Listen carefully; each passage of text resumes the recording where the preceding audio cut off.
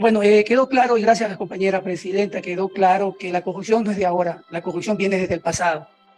Entonces, eso es lo más importante que hemos escuchado la intervención del doctor Augusto Tandazo. También escuchamos la intervención del doctor Córdoba, donde explicó claramente por qué es la corrupción.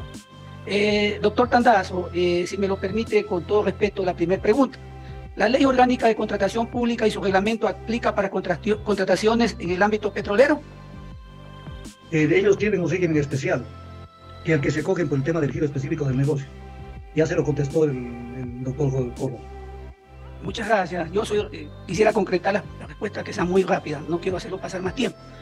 ¿Cuál es el régimen especial de contrataciones que rige para el sector petrolero?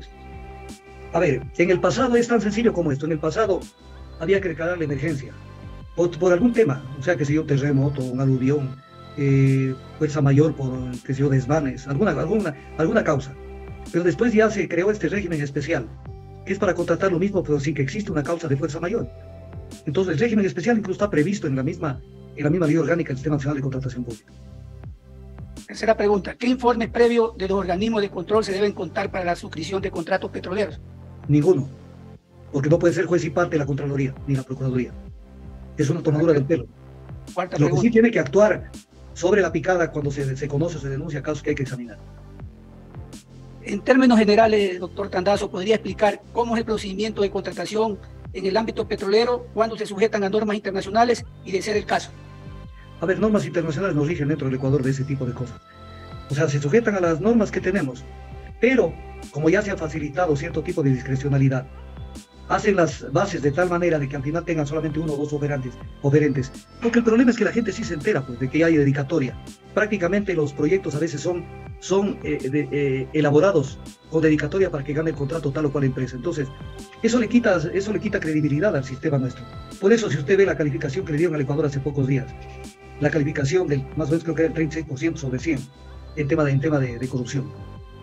Entonces, así se lo maneja, se crea, como decía Alfredo Pareja Díaz Canseco, crean dificultades para vender facilidades. Entonces, de esa manera se manejan y crean crisis, a veces crisis que no existen, con tal de justificar que van a contratar directamente, o que se les requiere porque esto es de interés y no sé cuánto, o porque la empresa tiene una tecnología espacial, lo cual no es cierto. Cuando se planifica, pero se planifica en serio, no hay para qué apurarse en la contratación, hay que hacerlo con los debidos tiempos, y saben todo bien las cosas, pero el tema es que no planifican y a veces lo hacen a propósito para poder justificar lo que hacen. Y dan poderes excesivos. Mire el poder que tiene el Ministerio de Finanzas con las leyes que aprobaron el gobierno de Moreno. Tiene un poder que, por ejemplo, él puede perfectamente decirle, por ejemplo, a Petroecuador, a Célica, a cualquiera, a la CNP, tú me pides tanto, no tengo. Y tú ¿Podría explicar, doctor Tandazo, rápidamente en qué consisten los contratos de preventa petrolera? Contratos de preventa petrolera, sencillamente está comprometida el petróleo y estos contratos están atados generalmente a los préstamos.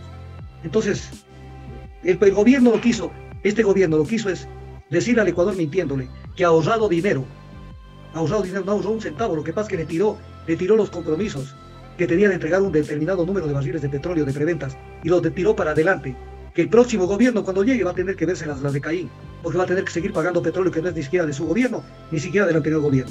Entonces las preventas están a la... Pero además las preventas hacen que dependamos solamente de un contratista, que en este caso son o Petrochina, o Petro Tailandia, o Unipec, que son los que están allí y que terminan fijando el precio del petróleo.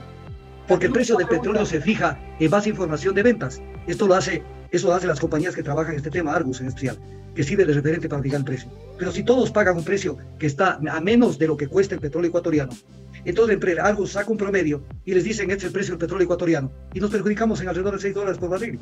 Pero ¿qué importa si a los chinos no los podían ver en la medida en que no llegaron al poder? Ahora llegan al poder y sueñan con los chinos.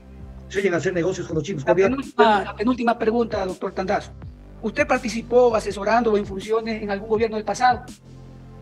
Asesorando no, yo trabajé en el gobierno de Rodríguez Lara, trabajé en el gobierno de Rondosa Aguilera, trabajé en el gobierno de Osvaldo Hurtado, pero no en funciones, o sea, tampoco en funciones de abajo, pero trabajé a inicio, desde el 72 estoy en el conocimiento del sector energético. Trabajé en funciones menores y llegué a manejar la Organización Latinoamericana de Energía, que en su época fue la organización más importante de políticas energéticas de América Latina. Y luego también participé como miembro del Consejo de Administración de Petroecuador, pero jamás tuve una glosa ni tuve ningún tipo de problema. La última pregunta, doctor.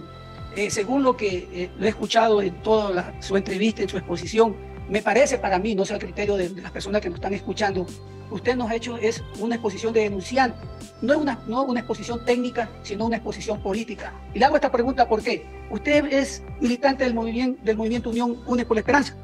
De ninguna manera. Primero, que no le acepto esa cuestión de que yo estoy, precisamente no tengo la calidad de denunciante.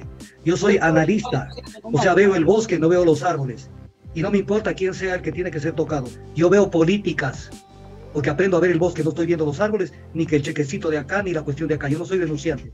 Jamás he ido con una denuncia a la fiscalía ni con este tipo de cosas. Yo soy analista, y en buen momento que lo soy. Soy un analista que creo que tengo algún tipo de respeto en la opinión pública. Y no si usted analiza mis entrevistas de los años que estuvo Rafael Correa en el gobierno, quién sabe, soy uno de los 5 contradictores más grandes que tuvo, que critiqué políticas, pero tampoco soy un obcecado como para pensar que todo hay que solamente guiarse por ese concepto, porque hay cosas que son estúpidas sobre eso. Le voy a poner un ejemplo. El Código Penal rige, las leyes penales rigen las que establecían sanciones al momento del cometimiento de un delito. Y no puede regir retroactivamente una ley salvo que sea favorable al reo. Entonces a mí un periodista me pregunta, usted me pregunta y me dice, ¿cabe la unificación de penas en el caso Glass? Cabe la unificación de penas, porque se rige por el Código de Ejecución de Penas anterior y no le pueden aplicar el Código Orgánico Penal actual. El que diga que le aplican eso o es un ignorante o es mala fe. Entonces si me oye usted decir eso, dice, el doctor Tandazo lo está defendiendo a Jorge Glass. No, pero si me hacen una pregunta, yo no soy enfermo. Entonces yo no voy a decir, si hay cosas que han hecho mal, las digo, con toda la tranquilidad del caso.